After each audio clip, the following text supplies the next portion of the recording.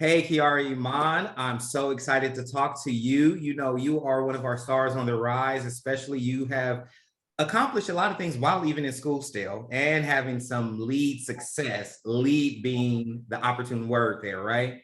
And Mhm. so I just want to get to how you got there. You know, let me know a little bit of your background and, where you want to go from there. Yeah, so again, my name is Kiara Iman, and I have a very interesting, beautiful, divine faith journey of how I got into the arts, of what I do as an artist. It started as early as when I was even a little girl, when I used to listen to music, to it really expanding when I was 8 years old. And I'm like, I really want to kind of do this acting thing. And so I started doing research and I got involved in camps, childhood programs. And then when I was about 14, I moved to Augusta, Georgia from Elyria, Ohio. And then I went to John S. Davidson Fine Arts. And then I went to college. And then it's just been taking off since then. I've had the opportunity of being involved in my first film. So that's really exciting. And I think that I'm just constantly growing and I'm so excited to see where the journey takes off from here. Nice. I love that. Something you said that intrigued me is you said a divine journey. Can you speak on that? Because a lot of people talk about this kind of divinity that's guided them. You know, sometimes the divinity guided them down a path where it actually turned their corner for them. And some it started so early on, or some say that it's one of those things where it's just God kept guiding their steps and they kept listening. So the success happened in God's timing. Oh my goodness, 100%. For me, my faith is definitely the foundation of who I am and everything that I feel that I've been blessed with right now. Even the big journey of me for real, starting my actual acting journey was the faith step from moving from Ohio and then going to Georgia to say, hey, I'm going to take this serious by going to a fine arts school.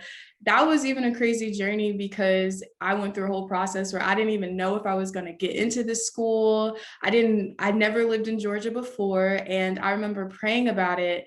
And what was crazy was I remember my dad, he had called me and he was like, hey, baby, we got the news, but you didn't get in. And I was like, what? What do you mean I didn't get in? And I was like, there is no way that I didn't get in. I really believe that God told me. So what happened was I found out that I was actually waitlisted. And I'm like, God, I know you was working stuff out behind the scenes.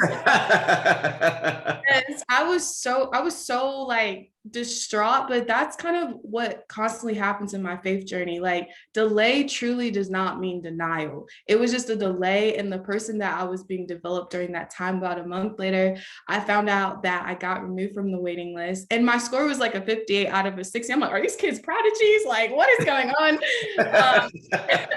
And I was so excited because that happened. So that's just a really foundational part of my story. But my faith story continues where I learned to trust God then. When I was in college in 2020, I was going through this really interesting time in my life. We all were. Yeah. Pandemic was out here acting crazy, you know? And I started to just really use that time to develop my own projects. And from there, I really got to see how that project led to one thing after the other. And also during 2020, I got sent an audition for a film that will be coming out in 2023 called Praise This with Universal Pictures and Will Packer Productions. I got that audition actually in 2020. It wasn't until 2 years later that I got to actually be booked for it. And the whole time, I know that it was God in the mix. I know that it was God developing me during that time. And I really just relied on my faith. Even leading up to the movie, I had my friends around my family like, pray for me, like, let this be divine. And so I just am constantly seeing how all of my steps are ordered and nothing is apart from my faith. Nice. I love that. It's one of those things because it's definitely a hard industry, and it's so easy for you to go to college and say, well, let me get a degree so I can fall back on, right? That's what a lot of us all say whenever we go to college. Let me just fall back on this and then I can try something else. And then it's those things. Was that a part of your plan too when you went to college, or did you make sure that you were, I'm going in theater, I'm going in acting, or do you secretly have like a communications degree like a lot of people do and then say, just in case? You know my story, do you? How you know? Oh my gosh. So when I was coming out of Davidson, I was like, I think I want to take like a gap year to do this whole artist thing. My parents was like, you gonna do what? Black parents is like, Yeah, yeah, that's not our narrative. It's cute that you've seen it on TV. right. Love the enthusiasm, but you gonna Right. need deals and you gonna need your phone on and Yes, they said, baby, you are college bound. So I was like, okay, I'm going to go pursue theater. And then I went to Kennesaw State University for about a year and a half. Again, this is where my faith comes into place. Everyone thought I was crazy. I'm just really spiritual and deep. There was this time where I was praying and I literally felt God telling me to like withdraw from all my classes, and that's it. And so I withdrew from my classes, and my parents were like, "You dropped out of school?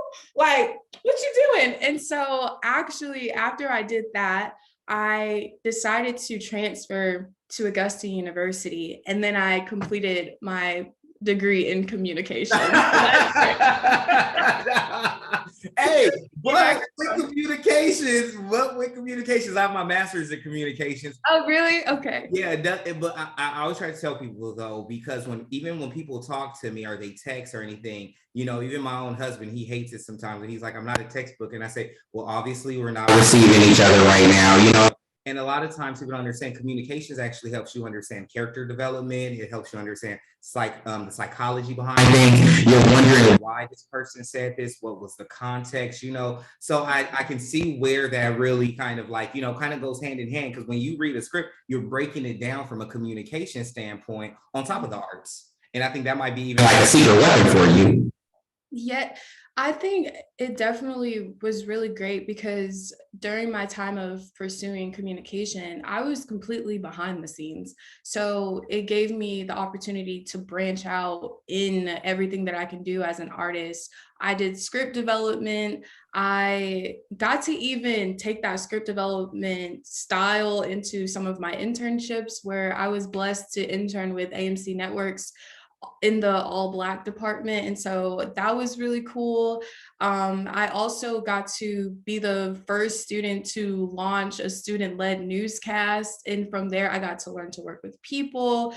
Also, like you were saying, just learning how people work, learning different narratives, learning how to tell stories in a different way, I think is really, really, really helpful to where I am now. And so that's where the beautiful journey came in, where I was behind the scenes for maybe like 3, 4 years, and then an opportunity came all back around. So yeah, I definitely can see how it's transferring, but especially in writing, because now when I have to like have write-ups as I'm interviewing or doing different things, I'm like a stickler. I'm like, we're gonna make sure we tell this story, right? Right. Like, Honestly, that's the thing I tell whenever I look at any of my writers writing, my first question, honestly, I only have one question when I read anybody's write-up, anybody's article. This is how much of a stickler. My thing is, did I get to know Miss Iman? Did I get to know her? Did I get to know something about her? Like, what was the biggest takeaway? You know what I mean? And that's so important to me, as a publisher, just because I'm like, what nuggets of truth came out of here? From our conversation, it's like people will see there's a divinity, but then I'm going to even transfer the question over and then change it to one thing I've realized is your parents played a pivotal part and, quintessential role in your development as a young woman, as a believer in God, and also just as an actress, because they supported you, even though they still made sure you went a route that you wouldn't be just the, how would they say, starving artist. right. Yeah. I first like wanted to acknowledge and tell you thank you before I answer your second question, because as someone who is a part of telling people's stories, I really appreciate that you really get to know somebody beyond what they do, because it's more to a person than what they do. So I just wanted to acknowledge that when you said that. But my parents definitely are a huge part of who I am. Not only did they birth me, and all of that stuff, but they are the people that I really embody and that I look up to. And a lot of my ways come from them. It's true that your environment, the people around you, they shape who you are. And I'll start with my dad. Even because of my dad, I got to take my artistry even further. He's the one who told me about the school. He's the one who told me keep going, because there's so many times where even with acting, singing, all of that stuff, I just was giving up on it because I didn't know how it was all really going to come together. But he was the one that was like, baby, don't give up on your dream. Even when I was like, you know what, I don't think I want to sing anymore, or I don't think that I'm good enough. He was that voice of reason. And just even being an African American woman and having a father in my life, like I don't take that for granted. I don't take for granted that I have him pouring into me, and just having a father figure in that aspect, that like that is a blessing. And just having his words of encouragement, like I really really look up to that. And my parents are in two different places, so I get the best of both worlds. I get the Georgia dad and the Ohio mom. So my A mom, little South and a little Midwest. yeah, So you a little eat good though, but you eating good. yeah. That's the one. That is the one. Yes. And with my mom, we always joke with saying I'm her mini me. She's the one that's gonna be honest. She's like, girl, that ain't it. That ain't it. So I have the balance of grace and truth from both of my parents. And I'm so happy because I have people in my life who can challenge me. And I just don't take that for granted, no matter how a situation looks. And they're there in the ways that they know how to be, and because of them I'm constantly growing. So yeah. Nice. I love that. And it really sounds as if you're open to feedback because, in this industry you're in and just in life, we need feedback. I always ask my team, hey, when I'm designing a magazine, does it look right? Hey, did you get to know this person? I tell people, I don't want yes people around me. Please do not be a yes person. Like break this thing down 10 ways till Sunday and then break it even further down because I like perfection. So that's just me. I'm a little neurotic like that. But it really does seem as if through your journey that there's been a lot of critical feedback that's been positive for you. And even if it might have sometimes we take it as negative, where your mom is telling you no this and your dad is like, but baby girl, you got to go this way, that it really helps shape you. Mhm. So yeah. I definitely see that. And I relate to you on that fact of like perfectionism. So it's good because my parents also like showed me and really instilled in me that it's important to have a standard of excellence. So keep trying, keep going, keep working toward being detail oriented, keep working toward bringing the best out of everything that you do as a person, Mm. as talent, whatever you do. Like nothing is separated. Just as much as I'm working on my gifts and my artistry that I've been blessed with, it's equally as important as they instill to me to work on who I am. Because you can be a super talented person, but I don't want to just be somebody who's influential. I really want to be somebody who's of impact, and that's what I want to do with my artistry, and that's what I want to do as a person. Nice. I love that. Where does that come from where you want to, is it ingrained from your parents about like being of impact? And I love that you said that because in this day and age, it's so easy to get caught up, with being of influence and not of impact, because impact lasts, influence is fading. Influence I can make you buy the shirt, but have I created something where the shirt you bought was because of an idea that I laid into someone else that passed down to someone else. And now, that's like impact right there. Your work is supposed to speak to somebody and then it's like butterfly effect. And maybe 10 years down the line, it passed over to several people. And now you're just like, dang, where'd that come from? Yeah, my dad always tells me people aren't always going to remember what you do, but they do remember how you make them feel. And so, since he told me that when I was younger, that always stood out to me. And when I assess my life, I think about that as well. I'm not always going to remember somebody's accolades. I'm not going to always remember the cutest outfit that they wore. What's going to stick with me and it's going to have more of an eternal impact is the things that I was intentional on making them feel, about building them up, about uplifting them. And for me, I think, of course, it comes from my environment, but I do think that it's also like an internal knowing and a feeling of purpose to be a change agent, to do things differently. I know that it's normal to solely just build a platform for yourself. And there's nothing wrong with that. There's nothing wrong with people building platforms in that way. But for me, it's, I just want to have something that speaks timelessly Yeah. beyond just some project that I did or some post that I made on Instagram. I just always want my words, my actions, and my deeds to go beyond me. And that's really my heart. And a part of just some of my core values revolve around that. I know that in my core values, I have just the heart of serving. And so, no matter what level that you're at, no matter what height, because blessings come to different people. It doesn't matter if you are a superstar who's super seen, or you're a superstar in your own right, but you just work your regular job and you're not seen. Like, everyone has a sense of importance. And I just want to make sure that no matter where you are, there's no favoritism when it comes to people just because of their status. I really want people to know that they're significant, that they're seen, that they're heard by what I do. And I don't come from everything, you know? So I think that that's helpful in keeping a level of groundedness. So that I just want to be able to reach all kinds of people. So yeah. Nice. I love that. So, we're going to be able to see the film and we'll be able to talk about that once it comes out. But I really want everyone to be able to get to know you more, right? So we won't even touch on those things. What I do want to touch on is, with this new level of success coming your way, where do you want to use that to create that impact with your artistry, and how? This is such a good question. I'm loving this interview, by the way. Oh, thank you. Great.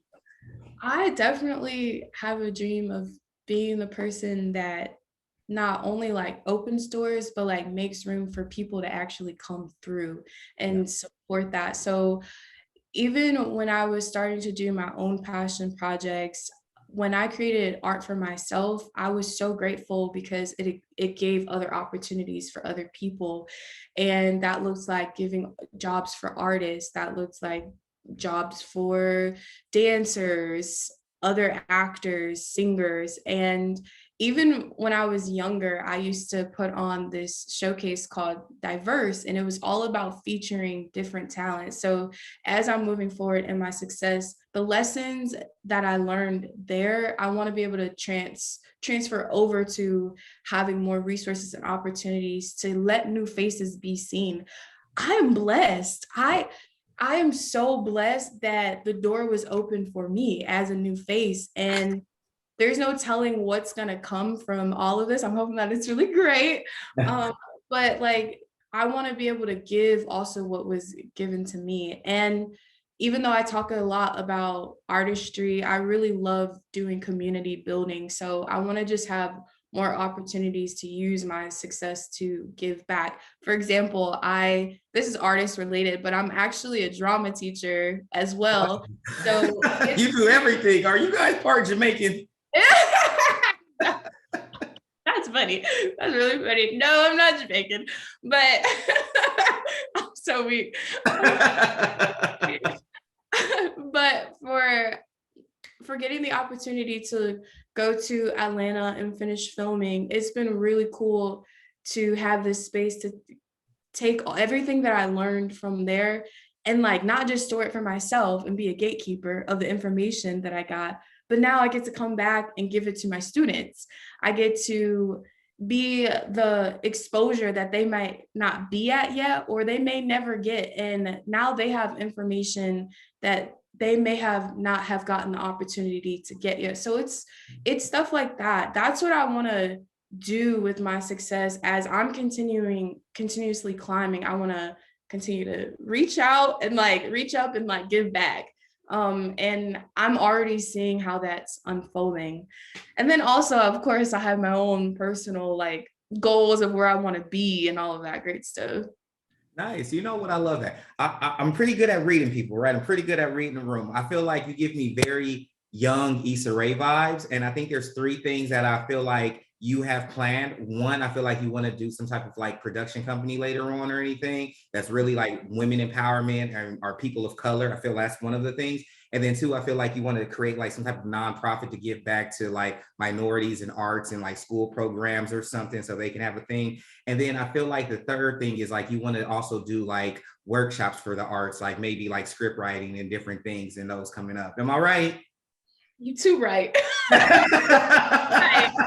Oh my I'm an gosh. active listener. It's like if you listen to somebody long enough, if you listen to the right things, it just resonated off of you because I could see that. I could feel like acting for you will be probably like secondary, why the primary is like, just all those other aspects of it. Like you like being on screen, but I feel like it's behind the scenes, and then business development, because I feel like you want to make sure that the next generation is given what that's not there for them currently. Yes, you just speaking into me and I received that win for all that music. That's super. Yes, that's it. That's right on the money. That's it right there. I I love acting, and also what people who may not be exposed to acting, it's not just like always like this. You sometimes are auditioning, and then you get a breakthrough. So having those experiences teaches you to like also expand your skill set, expand the different things that you want to do. And so I'm grateful that because the process sometimes works like that, that I get to go off and do these other things, and they're somehow always working in tandem together. And also, I have had experience of writing my own scripts and things like that, music and putting projects together. So the whole Issa Rae thing, I definitely look up to mamas. Yes,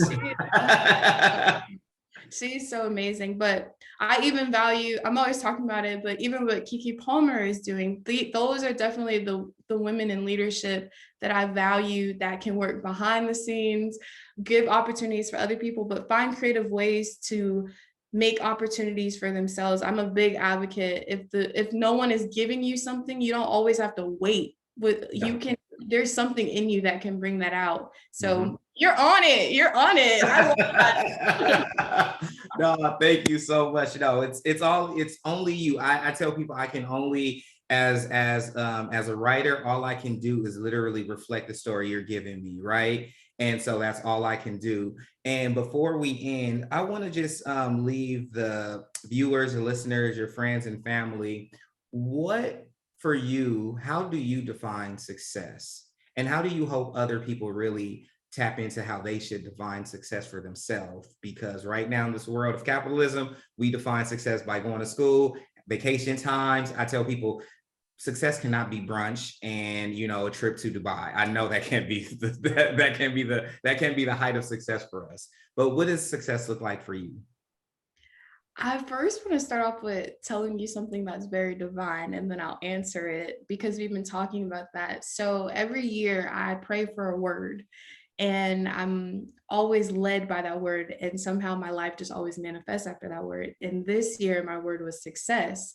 And I had no idea what that was going to expand into with all of these unexpected yet expected opportunities. And so I just love that you asked me that. And just going back to us talking about divinity, that is my word of the year. And I've been relearning what that means to me.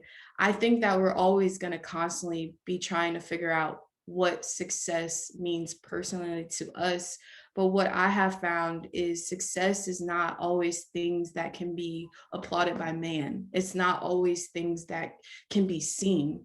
Success is an internal knowing that you're exactly where you need to be. Success is knowing that you're fulfilled, because people can say monetary things are success, having a bunch of bags and clothes and shoes, that represents success, but that could be somebody else's personal standard of it.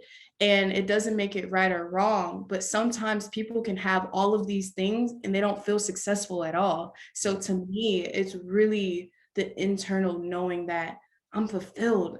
I'm doing what I was called to do. I am walking in my purpose. I'm walking in love. I think success at the heart of it is being rooted in love and living from that way, loving people well, loving what you do, and loving yourself. So it's all encompassing to that. And no matter if you got your big break for your dream or you're still working on it, you're successful because you're making a step. You're successful because you're here. You're successful because you're trying. And that's what I've been learning personally on this divine year of success. So thank you so much for that question. I love that. And perfect, and we'll end right there. So I just want to say thank you so much for this opportunity. And I know everyone else will get a blessing and a word, some gems, all the things that millennials and Gen Zs are saying that just literally means we're getting some well-needed knowledge. Thank you so much. I really enjoyed this. Perfect. Okay. Sorry, 1 second. Boom.